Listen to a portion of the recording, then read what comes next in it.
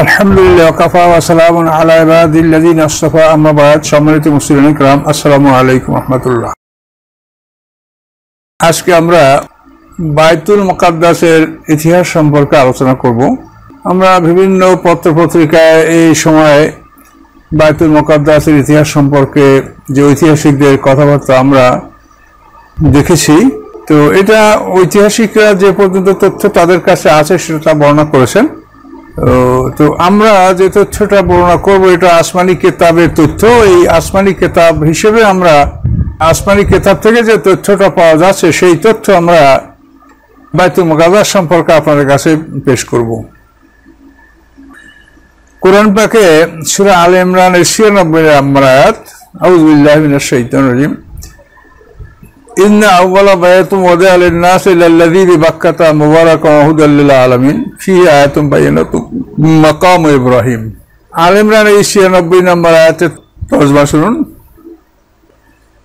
পৃথিবীতে প্রথম ঘর যা মানুষের কল্যাণের উদ্দেশ্যে স্থাপন করা হয়েছে সে ঘর হচ্ছে বাক্কা। আরবি ভাষায় বা এবং মিম এটা একটার পরিবর্তে একটা ব্যবহার হয়। বাক্কা, মক্কা, মানে বায়ের পরিবর্তে মিম, মিমের পরিবর্তে বা।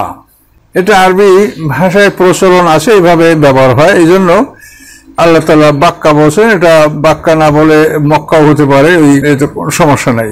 তো এখানে তাফসীরকাররা বলেন, এখানে যে বাক্কা বলা হয়েছে মক্কা বলা হয় নাই, এর কারণ হলো যে কাবাঘর যেখানে স্থাপিত এবং মসজিদে হারাম, কাবাঘর সংলগ্ন চতুর্দিক মসজিদে হারাম, এই জায়গাটার নাম হচ্ছে বাক্কা এবং পুরো শহরটার নাম হচ্ছে মক্কা। মক্কা শব্দ অর্থ হলো পানির অভাব। এই শহরে পানির অভাব ছিল, এই জন্য এই শহরকে মক্কা বলা হয়। আর বাক্কা শব্দ অর্থ হলো লিআন্না তাবুকু রাস আল জাবাবেরাতে, অর্থাৎ কোন জুলুম অত্যাচারী, জালেম অত্যাচারী যদি এখানে মাথা তোলে তো ওই ঘর তার মাথাকে ঠুকে ঠুকে ওর মাথাকে আঘাত করে করে তাকে গুঁড়ো গুঁড়ো করে দেয়। বাক্কা শব্দ অর্থ চূর্ণ বিচূর্ণ করা। যেমন আবরাহা ছিল, তার বাহাদুরি দেখাতে আল্লাহ তাআলা তাকে এভাবে ধ্বংস করে দিয়েছেন। তো এভাবে এই শহরের নাম। তাহলে যে অঞ্চলে কাবাঘর অবস্থিত সেই অঞ্চলটা বাক্কা, পুরা শহরটা মক্কা, এরকম একটা ব্যাখ্যা আমরা তাফসীরেই পাচ্ছি। তো এটাকে আউওয়ালা বাইত বলা হয়েছে, পৃথিবীর প্রথম ঘর। তো এই আয়াতের শানে বলা হয়েছে, ইহুদিরা মুহাম্মদ সাল্লাল্লাহু আলাইহি ওয়াসাল্লামকে এবং মুসলমানদেরকে বলতো যে দেখো, তোমাদের ধর্মের চাইতে আমাদের ধর্ম প্রাচীন, আমাদের নবী আগের, আমাদের কিতাব আগের, আমাদের কিবলাও আগের। তার কারণ মুসলমানরা ১৭ মাস বাইতুল মুকাদ্দাস দিকে ফিরে নামাজ আদায় করেছে হিজরতের পরে। এভাবে ওরা দাবি করলো। দাবি করার প্রেক্ষিতে আল্লাহ বলে যে না, তোমাদের ঘর আগে না। আউওয়ালা বাইত হলো বাক্কা শহরে, বাক্কা অঞ্চলে যে ঘরটা স্থাপন করা হয়েছে এই ঘরটা প্রথম ঘর। ইন্না আউওয়ালা বাইতুম উযিআ লাল্লাযী বিবাক্কা। এখন এই প্রথম ঘরটা কখন নির্মাণ করা হয়েছে এই ব্যাপারে তাফসীরকাররা বলেন যে আদম আলাইহিস সালামকে সৃষ্টি করার ২০০০ বছর আগে ফেরেশতাদের দ্বারা আল্লাহ এই ঘর নির্মাণ করিয়েছেন। আল্লাহর আরশের নিচে ফেরেশতাদের কেবলা রয়েছে, সেই কেবলার নাম হচ্ছে বাইতুল মামুর। ফেরেশতারা সেই কেবলা হজ করেন এবং জিয়ারত করেন। তো ওই বাইতুল মামুরের ছায়া পৃথিবীতে যেখানে পড়ে সেখানে মানুষের উদ্দেশ্যে, আদম জাতের উদ্দেশ্যে আল্লাহ তাআলা ঘর নির্মাণ করতে ফেরেশতাদেরকে আদেশ দিয়েছেন এবং আল্লাহর আদেশে ফেরেশতারা আদম আলাইহিস সালামকে সৃষ্টির ২০০০ বছর আগে এখানে এই ঘর নির্মাণ করেছেন। তো এটা সম্পর্কে তাফসীরকারকরা অনেক কথা বলেন। এক কথাই আছে যে ফেরেশতারা যেহেতু আদম সৃষ্টির ব্যাপারে মতামত দিচ্ছিল না, তারা বলছিল কি দরকার, ওদেরকে সৃষ্টি করলে মারামারি কাটাকাটি করবে। তো আল্লাহ বললেন যে না, ইন্নী আ'লামু মা লা তা'লামুন, আমি যা জানি তোমরা তা জানো না, আমি আদম সৃষ্টি করব এবং করলেন। এরপরে ফেরেশতারা চিন্তা করলো যে আদম সৃষ্টির ব্যাপারে বিরোধিতা করাটা আমাদের ভুলই হয়েছে, আল্লাহ করবেন তো আমরা সম্মতি জানাই ভালো হতো। তখন তারা ওই বাইতুল মামুর কিবলা তাওয়াফ করে আল্লাহর কাছে ক্ষমা চাইলেন যে আল্লাহ আমাদেরকে মাফ করে দেন, আদম সৃষ্টির ব্যাপারে যে আমরা প্রতিবাদ করছি এটা আমাদের ভুল। আল্লাহ বলেন যে ঠিক আছে, তোমাদেরকে ক্ষমা করব, কিন্তু আদমের জন্য তোমরা পৃথিবীর বুকে একখানা ঘর তৈরি করে আসো, মানে ইবাদতের ঘর, এটা তোমরা নির্মাণ করো।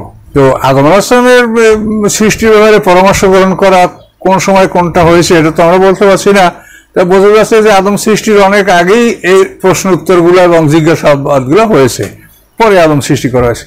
তো তো এই জন্য ফেরেশতারা আল্লাহর হুকুমে বাইতুল মামুরের ছায়া পৃথিবীতে যেখানে পড়ে সেই ছায়ার উপরে 20/12 একখানা ঘর আদম জাতির ইবাদতের জন্য আল্লাহ তাআলা নির্মাণ করালেন ফেরেশতাদের দ্বারা। এই ঘরে মানব সৃষ্টির আগে ফেরেশতারা এই ঘর তপ করত এবং ইবাদত করত। এই ঘরটা খালি ছিল না, এভাবে ইবাদত চলত। এই ঘরের পরে এই ঘর সৃষ্টি করার 40 বছর পরে আবার আল্লাহ তাআলা আদেশ দেন, আল্লাহর আদেশে ফেরেশতারা বাইতুল মাকদাস এই ঘর নির্মাণ করেন। আবু যর গেফারি রাদিয়াল্লাহু তাআলা আনহু আল্লাহর কাছে প্রশ্ন, ইয়া রাসূলুল্লাহ, পৃথিবীর প্রথম ঘর কোনটা? আল্লাহ রাসূল বলেন যে বাইতুল্লাহ, মসজিদে হারাম। তো আবু যর গেফারি বলেন, ইয়া রাসূল, এরপর কোনটা?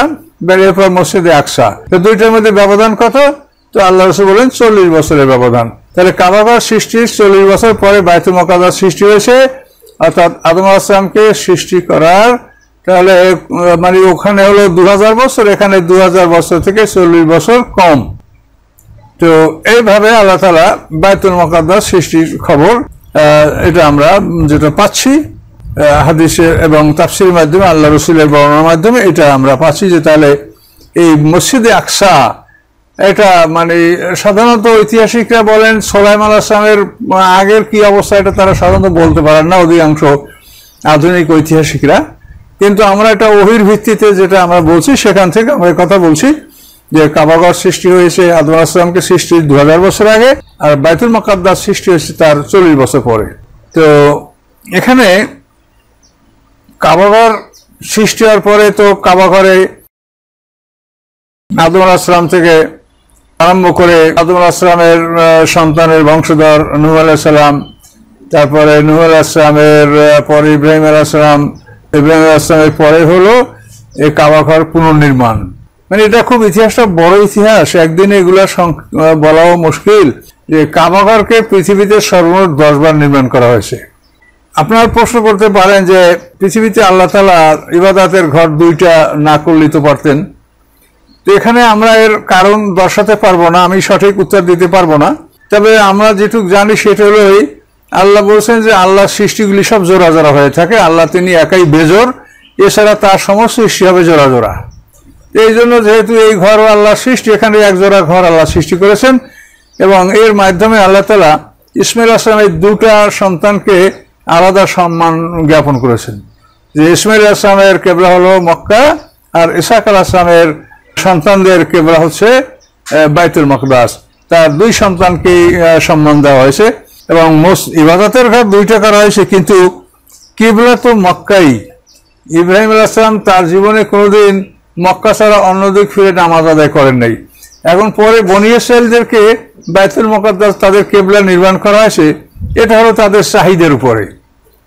যেমন বনী ইসরাঈলদেরকে শনিবার যে সপ্তাহে ছুটির দিন নির্বাচন করা হয়েছে, এটা তো আল্লাহ করেন না, এটা ওদের চাহিদার উপরে এটা করে দেওয়া হয়েছে।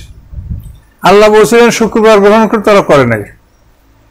এগুলো কিন্তু ওদের চাহিদার উপরে। খ্রিস্টানরা রবিবার ছুটির দিন নিয়েছে, এটা কিন্তু আল্লাহ তাদের নির্বাচন করেন নাই, তাদেরকেও বলছিলেন শুক্রবার নাও, ওরা নিচে রবিবার।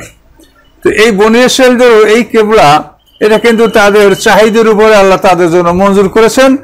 এবং আমাদের নবী মুহাম্মদ সাল্লাল্লাহু আলাইহি ওয়াসাল্লামের যখন তার উপরে যখন আদেশ আসলো যে আপনি বাইতুল মুকাদ্দাস থেকে কিবলার দিকে মক্কা মুআজ্জামার দিকে মুখ ফিরান, বাইতুল হারামের দিকে মুখ ফিরিয়ে নামাজ পড়েন, তখন কিন্তু বাইতুল মুকাদ্দাসের কিবলা হওয়ার মর্যাদা এটা কিন্তু রহিত হলো। ওটা মসজিদ ইবাদত খানা এবং ওখানে নামাজ পড়লে 1 রাকাতে 50 রাকাতের সওয়াব হবে, এটা আল্লাহ রাসূল বলেছেন। কিন্তু ওদিকে ফিরে নামাজ পড়ার কিন্তু আর আদেশ বাকি থাকলো না। তার কারণ মুহাম্মদ সাল্লাল্লাহু আলাইহি ওয়াসাল্লাম সারা পৃথিবীর জন্য তিনি রাসূল, ওয়া মা আরসালনাকা ইল্লা কাফাতাল লিন-নাস। কাজী মুহাম্মদ সাল্লাল্লাহু আলাইহি ওয়াসাল্লাম যখন সমগ্র পৃথিবীর মানুষের রাসূল, কাজী মুহাম্মদ সাল্লাল্লাহু আলাইহি ওয়াসাল্লামের জন্য 2টা কিবলা হতে পারে না। যখনই মুহাম্মদ সাল্লাল্লাহু আলাইহি ওয়াসাল্লাম পৃথিবীতে আসার পরে মদিনা হিজরত করলেন, 17 মাস পরে যখন বাইতুল মুকাদ্দাসের কিবলা হওয়ার মর্যাদাকে আল্লাহ রহিত করলেন, তখন থেকে কিন্তু বাইতুল মুকাদ্দাসে ফিরে নামাজ পড়ার আর অধিকার কারণ নাই, যদি কেউ পড়ে তো হবে না। খ্রিস্টানরা বেথলেহেমের দিকে অর্থাৎ বাইতুল মুকাদ্দাসের পূর্ব দিকে বেথলেহেম, যেখানে মা মরিয়াম মানে তার গর্ভ অনুভব করার পরে, প্রসব বেদনা অনুভব করার পরে, যেখানে এজেন তাবাজাত মিন নাহালিয়া মাকানান শারকিয়া, এই যে কোরআনের ভাষা, মরিয়াম তার পরিবার থেকে, এটা সূরা মরিয়মের 22 নম্বর আয়াত, হামালাথু ঈসা আলাইহিস সালাম সে গর্ভে ধারণ করার পরে ফান্তাবাযাত বিমাকানান কাসিয়া, সে একটু দূরবর্তী স্থানের দিকে চলে গেল এবং সেই স্থানটা সম্পর্কে কোরআনে বর্ণনা হলো উনি ইজেন তাবাদাত মিন আহলে মাকানা শারকিয়া। তাহলে জাকারিয়া আলাইহিস সালাম উনি তো বাইতুল মুকাদ্দাসের খতিবুল ইমাম ছিলেন, তাহলে বাইতুল মুকাদ্দাস থেকে পূর্ব দিকে এই বেতেলহেম এটা আমরা ধরে নিতে পারি। এই বেতেলহেম বা বাইতুল্লাহ এটা পূর্ব দিকে। এখন ওইখানে মরিয়াম অবস্থান করেছিলেন এবং ওখানে ঈসা আলাইহিস সালামকে তিনি প্রসব করেছেন। এই জন্য খ্রিস্টানরা বেতেলহেমকে কেবল বানিয়ে নিয়েছে। এই বেতেলহেমে নামাজ অধিক ফিরে নামাজ আদায় করার এটার বৈধতা কিন্তু কোরআনে নাই। আর এক কথায় মুহাম্মদ সাল্লাল্লাহু আলাইহি ওয়াসাল্লামকে যখন বাইতুল্লাহ দিকে মুখ করে নামাজ পড়তে বলা হয়েছে তখন বাইতুল্লাহ ছাড়া পৃথিবীর আর কোনো মসজিদ কেবলা হওয়ার যোগ্যতা হারিয়েছে, আর কোনো মসজিদ কেবলা হবে না। তাহলে এখন এই বাইতুল মাকদাস মসজিদ, এই মসজিদটা ঠিকই মানে মানব জাতি পৃথিবীতে আসার আগে ধরেন 960 বছর, মানব পৃথিবীতে আসার 960 বছর আগে এই মসজিদটা নির্মাণ হয়েছে। আর ওই মসজিদ বাইতুল হারাম এটা হয়েছে 2000 বছর আগে। তো এই মসজিদ এভাবেই পৃথিবীতে বিদ্যমান ছিল এবং আদম আলাইহিস সালামের কিবলা যেহেতু মক্কা, এভাবে আদম আলাইহিস সালাম থেকে নূহ আলাইহিস সালাম পর্যন্ত আসে। আদম আলাইহিস সালামের পিতা নাউজুবিল্লাহ, নূহ আলাইহিস সালামের পিতা লামাক, তার পিতা মুতাওয়াশা, তার পিতার নাম আকনু, তার পিতার নাম ইয়ারিদ, তার পিতার নাম মাহলাবিল, তার পিতার নাম কাবেন, তার পিতার নাম বানেশ, তার পিতার নাম শীশ, তার পিতার নাম আদম। অর্থাৎ আদম আলাইহিস সালামের দশম পুরুষের পয়গম্বর নূহ আলাইহিস সালাম। এই নূহ আলাইহিস সালামের সময় যখন মানে বন্যা আসে, বিশ্ববিখ্যাত বন্যা, এটা তো আপনারা জানেন, কোরআন পাকে এর বিবরণ আছে। এই বন্যার সময় গোটা পৃথিবী বিধ্বস্ত হয়, মানে মুসলমান যারা ছিল তারা নৌকায় ছিল, অমুসলিমরা সব মারা গেছে। এবং এই সময় আমরা যেটা তাফসিরে মানে অস্পষ্ট দলিলের মাধ্যমে যেটা আমরা পাই, তাতে এই সময় দুটা কিবলাই এই বন্যায় বিধ্বস্ত হয়েছিল। এই দুটো কিবলাই বন্যায় বিধ্বস্ত হয়েছে। বিধ্বস্ত হয়ে যাওয়ার পরে তাহলে নূহ আলাইহিস সালামের বন্যায় এই কিবলা বিধ্বস্ত হলো। এই কিবলাগুলি আবার পুনরায় নির্মাণ করা হলো নূহ আলাইহিস সালাম থেকে 10 পুরুষ পার হয়ে যাওয়ার পরে ইব্রাহিম আলাইহিস সালাম নিজে ইসমাঈল আলাইহিস সালামকে নিয়ে আবার এই কাবা ঘর পুনর্নির্মাণ করলেন। আর ইসহাক আলাইহিস সালামের এই বাইতুল মাকদাস এইটা নির্মাণ করা হলো ইব্রাহিম আলাইহিস সালামের দ্বিতীয় পুত্র হলো ইসহাক আলাইহিস সালাম, তার ছেলে ইয়াকুব আলাইহিস সালাম।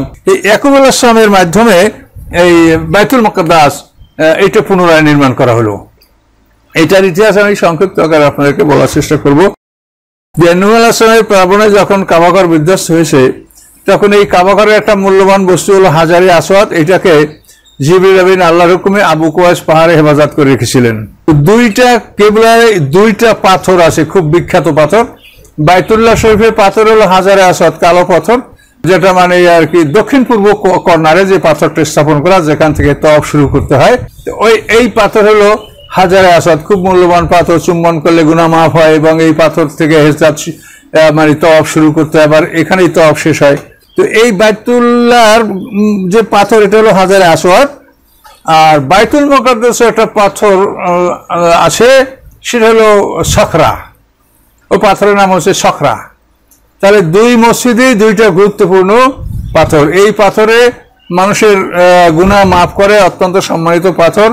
আর ওই পাথরের সাথে বাইতুল মুকাদ্দাসের পাথরের সাথে আল্লাহর আকাশে যাতায়াতের সিঁড়ি স্থাপন করা ওই পাথরের সাথে। এখন এই বাইতুল মুকাদ্দাসেরও সম্মান হলো, সেখানে ওইরকম একটা সম্মানিত পাথর আছে। আর মক্কা খালের একটা সম্মানিত পাথর আছে। ইব্রাহিম আলাইহিস সালাম যখন পুত্র ইসমাঈল আলাইহিস সালামকে নিয়ে কাবাঘর নির্মাণ করে করে ওই পাথর স্থাপন করার জায়গায় আসেন, তখন তিনি ইসমাঈল আলাইহিস সালামকে বলছেন যে বাবারে এই জায়গার পাথরটা কোথায়, এটা তুমি খুঁজে নিয়ে আসো। ইসমাঈল আলাইহিস সালাম পাথর খুঁজতে গেলেন, তখন জিবরিল আমিন পাথর নিয়ে আসলেন, বললেন যে কাবাঘরের একটা আমানত, এটা আবু কুবাইস পাহাড়ের মধ্যে ছিল, এই আমানত আমি আপনার কাছে পৌঁছিয়ে দিলাম, এই পাথর। তখন ইব্রাহিম আলাইহিস সালাম ওই পাথর স্থাপন করেন। পরে ইসমাঈল আলাইহিস সালাম একটা পাথর নিয়ে আসেন, কিন্তু ইব্রাহিম আলাইহিস সালাম বলেন যে বাবারে এখানের পাথর আমি পেয়েছি এবং স্থাপন করা হয়ে গেছে।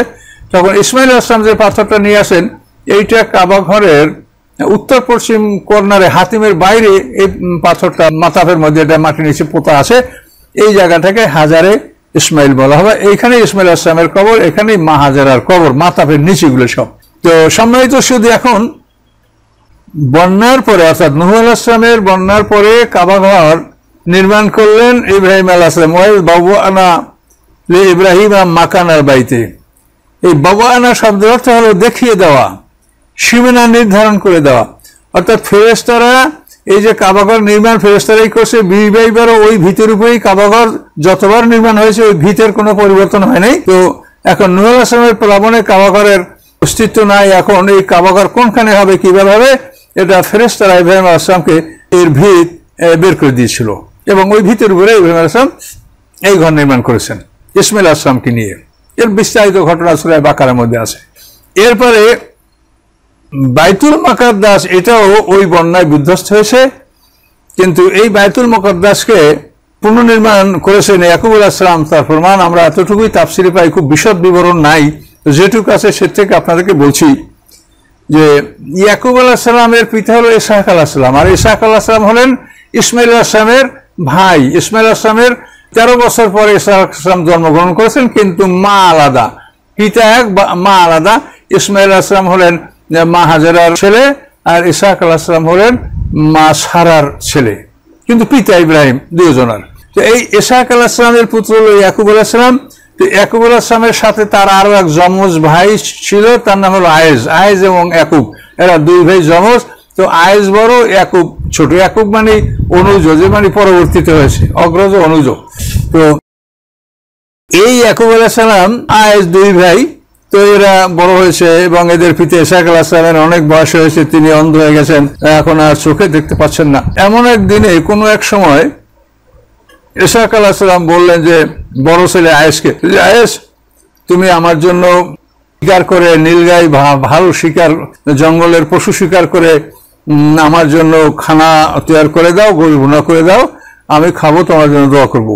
এই কথাটা মায়ের কাছে একটু কেমন লাগলো যে আমার স্বামী এক ছেলের কথা কেন বললো। আর মা কিন্তু ওই ইয়াকুবকে বেশি ভালোবাসতেন, আর পিতা বড় ছেলে আয়েশকে ভালোবাসতেন।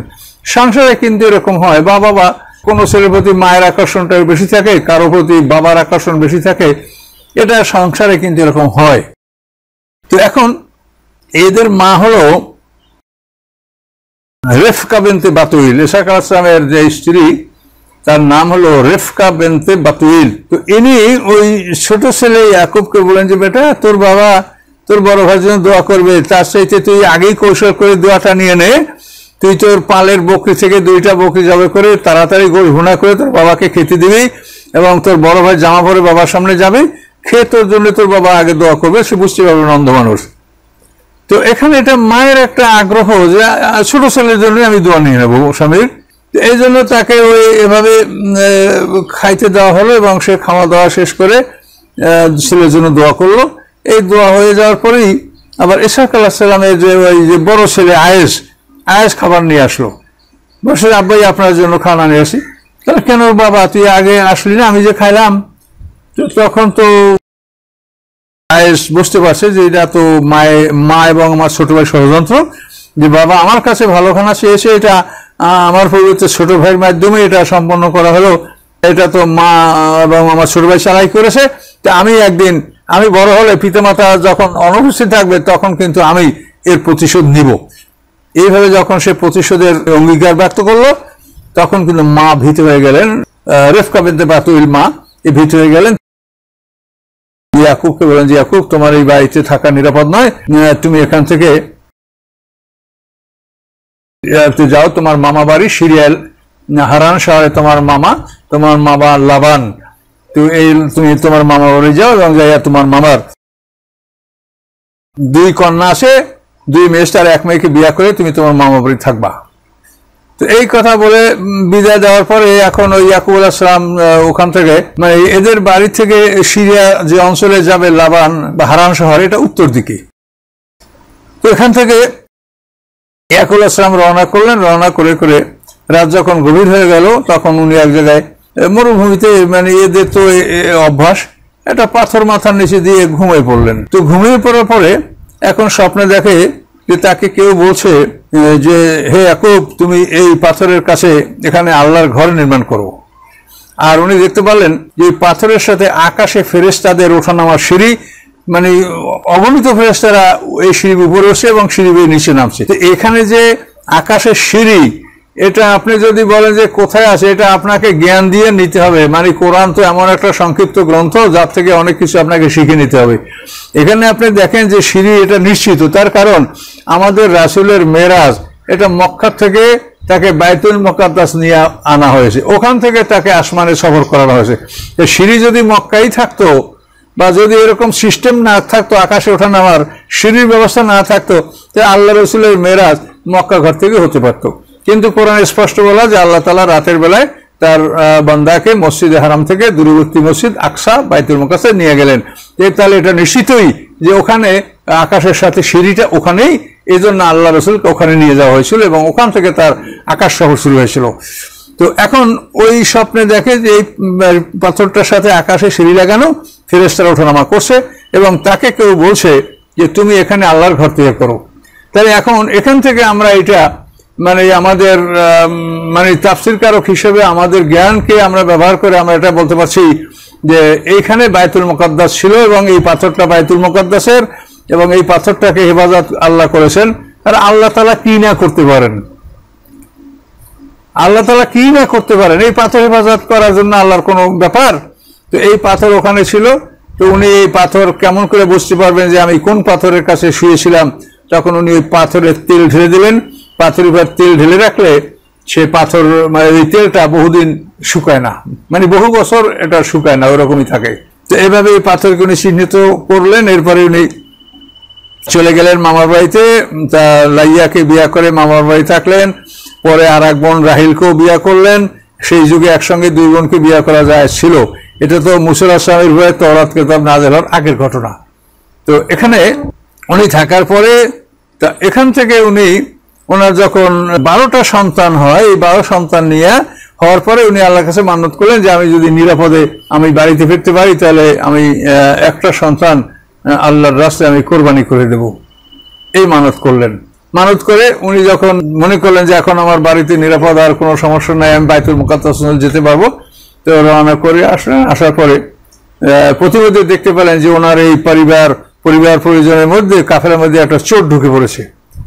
তখন উনি ওই চোরকে ধরার জন্য, উনি শক্তিশালী চোরকে ধরার জন্য তাকে মানে খুব শক্তি প্রয়োগ করলেন, চোরকে ধরবো।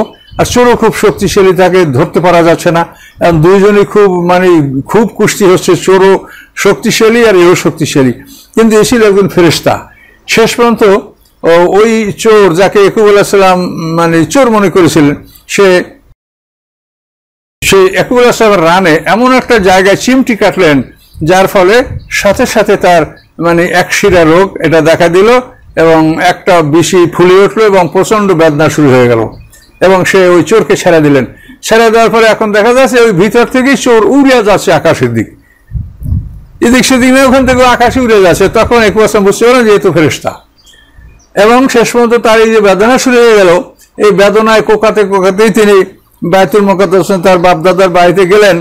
কিন্তু এই বেদনাটা তার কেন হলো?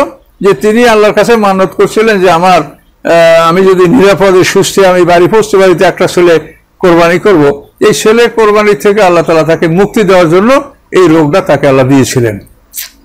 তো এখানে আমি পুরো কেসার দিকে আর যাব না। এখান থেকে আপনি দেখতে পারলেন যে এই ইয়াকুব আলাইহিস সালাম যে ওইখানে বাইতুল মুকাদ্দাস কখন নির্মাণ করছেন এর সময়টা আমার জানা নাই, আমি এটা আপনাকে ডিটারমাইন করে বলতে পারবো না। তবে এটা নিশ্চিত যে ওনাকে যখন আল্লাহ বলেছেন এবং উনি যখন ওই পাথরে তেল ঢেলে চিহ্নিত করে রেখেছেন, তো এই বাইতুল মুকাদ্দাসের মসজিদ সে অন্তত নিম্নমানের হলেও ইয়াকুব আলাইহিস সালাম ওই মসজিদ নির্মাণ করেছেন। তার এদিকে ইসমাইল আলাইহিস সালাম আর ইব্রাহিম আলাইহিস সালাম কাবা নির্মাণ করলেন, আর এদিকে ইসমাইল আলাইহিস সালামের ভাই হলো ইসহাক আলাইহিস সালাম, তার ছেলে ইয়াকুব আলাইহিস সালাম একটু পরে ইয়াকুব আলাইহিস সালাম এই বাইতুল মুকাদ্দাস পুনরায় নির্মাণ করলেন এবং দুইটা ঘরই আল্লাহর এভাবে নির্মাণ করা ছিল। তাই ইব্রাহিম আলাইহিস সালাম যতদিন বেঁচে ছিলেন তিনি কখনোই বাইতুল্লাহ ছাড়া অন্য কোনো দিকে মুখ ফিরিয়ে নামাজ পড়েন নাই। এরপরে ইয়াকুব আলাইহিস সালামের বংশে যখন বনী ইসরাঈল নবী হলো, তখন বনী ইসরাঈলদের দাবি অনুসারে আল্লাহ তাআলা তাদের অনেক দাবি কবুল করেছেন। যেমন ওরা ওদের নাম দিয়েছে ইহুদি, আল্লাহ বা ওদেরকে ডাকছেন ইহুদি। ওরা নাম দিয়েছেন নাসারা, আল্লাহ ওদেরকে ডাকলেন নাসারা করে। কিন্তু আল্লাহ তো ওদেরকে ইহুদিও বলেন নাই আর নাসারাও বলেন না। আল্লাহ বলছেন শরিয়ত হলো তোমাদের পিতা ইব্রাহিম শরিয়ত, সে তোমাদের নাম রাখছে মুসলিম, তোমরা মুসলিম। কিন্তু ওরা যেটা নিজেদের জন্য ওরা চেয়েছে আল্লাহ তাআলা সেটা মঞ্জুর করেছে। এই হিসেবেই কিন্তু বাইতুল মাকদাসকে তাদের জন্য কিবলা নির্বাচন করা হয়েছে। তাহলে এই বাইতুল মুকাদ্দাস বহু প্রবীণ মসজিদ। ইব্রাহিম আলাইহিস সালামের ছেলে ইসহাক আলাইহিস সালাম, তার ছেলে ইয়াকুব তখন, তো ওদিকে আদম থেকে নূহ আলাইহিস সালামের প্লাবন পর্যন্ত, নূহ আলাইহিস সালামের প্লাবনের পরে ইয়াকুব আলাইহিস সালাম কর্তৃক এই মসজিদ নির্মিত হয়েছে।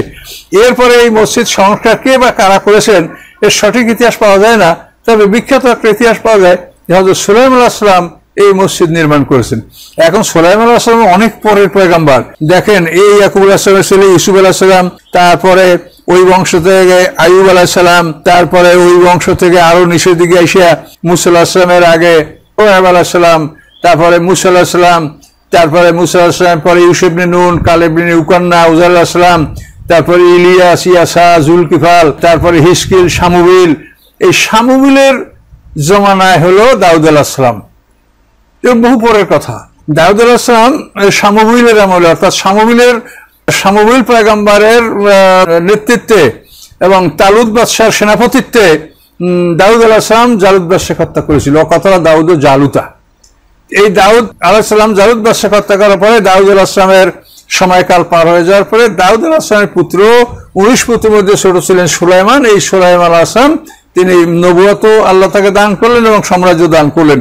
এই সুলাইমান আলাইহিস সালাম তিনি এই বাইতুল মুকাদ্দাসকে অনেক সুন্দর করে সোনা রূপা মণিমুক্তা, যেহেতু জিন শয়তান সবই তার তাবে ছিল, এই জিন শয়তান দ্বারা এসে বিভিন্ন জায়গা থেকে, পৃথিবী থেকে কোথায় আছে সোনা রূপা, কোথায় আছে মণিমুক্তা, এগুলো সংগ্রহ করে সুলাইমান আলাইহিস সালাম খুব সুন্দর করে এই বাইতুল মুকাদ্দাস নির্মাণ করেছিলেন।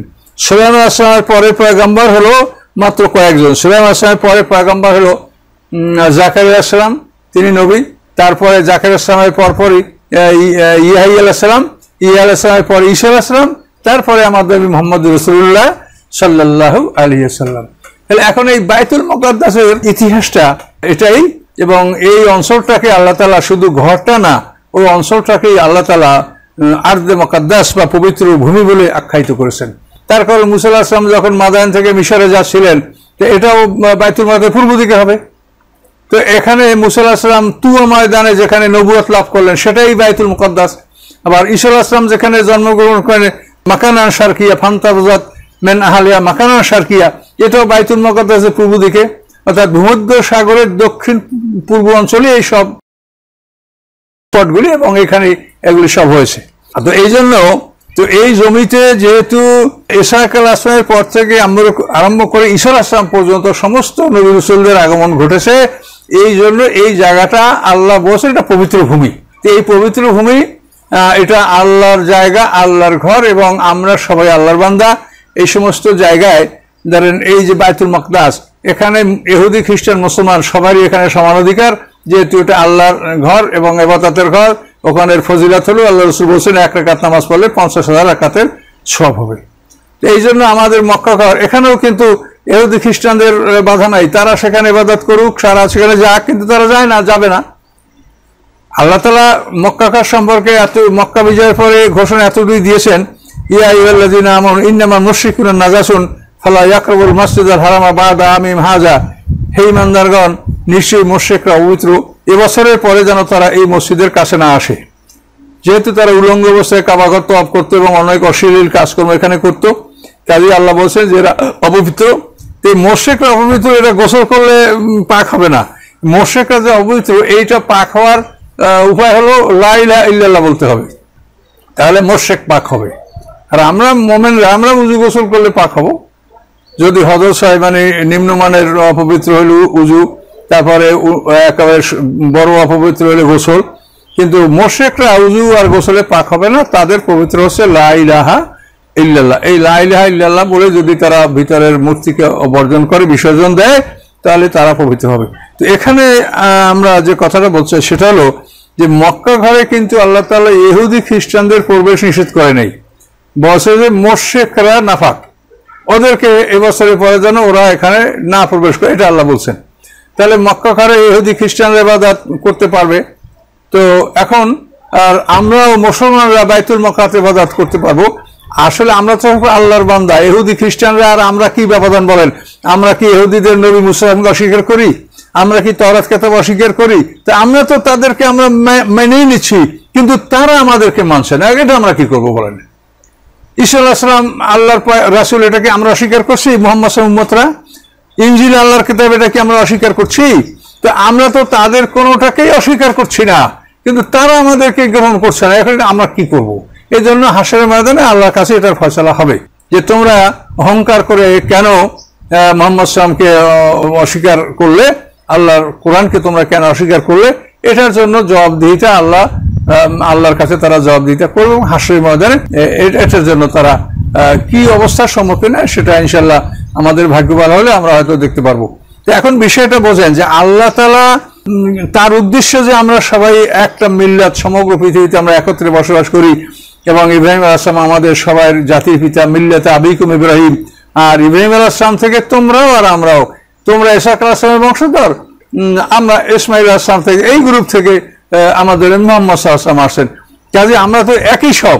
কাজে এই জন্য এই কিবলাগুলি পবিত্র জায়গা। আর আরদে মুকাদ্দাস, এটা মানে পুরা মানে যেটাকে বলে দারুস সালাম, ওটা ওরা এখন বলে জেরুজালেম। জেরুজালেম তো না, এটার নাম হলো দারুস সালাম, অর্থাৎ শান্তির ঘর।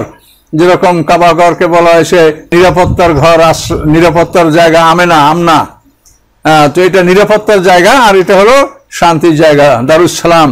কাজে এই জন্য পুরা অঞ্চলটাই, অর্থাৎ বাইতুল মুকাদ্দাসকে নিয়ে কতখানি জায়গা আমরা এটা হিসাবে ধরবো তা আমরা বলতে পারছি না। তবে মক্কাকে আল্লাহ যে মসজিদে হারাম ঘোষণা করছেন, এটার এরিয়া চাইতে ওটাও কম হবে না। মানে মক্কার এরিয়া হলো ধরেন পূর্বে হলো কাবাঘর থেকে 16 কিলোমিটার, এটা হলো হরম, মসজিদ হারামের আওতাভুক্ত। আর পূর্বে 16 কিলোমিটার, আর পশ্চিমে 15 কিলোমিটার, আর উত্তরে দুইটা সীমানা, একটা হলো তানিম 6 কিলো, আর ওয়াদি নাকলা হলো 14 কিলো, আর দক্ষিণে আদা 12 কিলো। তাহলে মোটামুটি দেখেন কাবাঘরের চতুর্দিক নিয়ে অন্তত 12 থেকে 15 কিলোমিটার এরিয়া নিয়ে এটাকে মসজিদে হারাম ঘোষণা করা হয়েছে। তাহলে বাইতুল মুকাদ্দাসকে আরদে মুকাদ্দাস বলা হয়েছে। তাহলে এখানে আমরা এতটুকু বুঝতে পারবো যে যেখানে ঈসা আলাইহিস সালাম জন্মগ্রহণ করছেন, যেখানে মরিয়ম আলাইহিস সালাম তার সন্তানকে অবস্থান করছেন, তার জন্য মানে জান্নাতি খাবার আছে, খেজুর গাছ থেকে পাকা খেজুর পড়েছে, নহর প্রবাহিত হয়েছে, এই সবগুলি জায়গা কুদুস, পবিত্র জায়গা। আবার মুসা আলাইহিস সালামকে আল্লাহ তাআলা যেখানে ডেকে নবুয়ত দান করেছেন, এগুলো পবিত্র জায়গা। এইভাবে সমস্ত নবী রাসূলদের আগমন যেখানে হয়েছে, অগণিত নবী রাসূলদের আগমন ওই শহরে হয়েছে, এই জন্য এই শহরটাকেই, ওই অঞ্চলটাকেই পবিত্র জায়গা বলে আল্লাহ ঘোষণা করেছেন। তো আমরা আল্লাহর হুকুম অনুযায়ী মুসলমান, ইহুদি, খ্রিস্টান সবারই জন্য ওটা পবিত্র জায়গা। সবাই সেখানে ইবাদত করবে, সবাই সেখানে আল্লাহকে স্মরণ করবে। ওখানে নিজেদের কোনো দখলদারিত্বের কোনো অধিকার কারো নাই, ওটা আল্লাহর জন্যই রাখা। তবে আল্লাহর ঘরকে তো হেফাজত মানুষ করবে, যেমন কাবা ঘরে আল্লাহর ঘর, তাও তো মানুষে হেফাজত করে, তার ইজ্জত, পবিত্রতা, পরিষ্কার পরিচ্ছন্নতা এটা তো মানুষে করে। কিন্তু এই জন্যই এই বাইতুল মুকাদ্দাস যাদের আওতায় আসে তারা পরিষ্কার পরিচ্ছন্ন করবে, হেফাজত করবে, যত্ন করবে। কিন্তু সেখানে কোনো ইবাদত বন্দেগী বাধা সৃষ্টি করে, তো এটা হবে একটা জুলুম এবং মানে আল্লাহর হুকুমের চরম লঙ্ঘন। তাহলে আমরা বুঝতে পারছি যে এই বাইতুল মুকাদ্দাস, এটা সুলাইমান আলাইহিস সালামের মসজিদ, অমুক সময়, এগুলি যে ঐতিহাসিকরা বলেন, তো এটা ইতিহাস ভিত্তিক তারা বলছেন। আর আমরা যেটা বললাম এটা হলো ওহী ভিত্তিক কথা। তো আশা করি এর থেকে আপনারা বিষয়টা বোঝার চেষ্টা করবেন। ওয়া আলাইকুম আসসালামু আলাইকুম ওয়া রাহমাতুল্লাহ।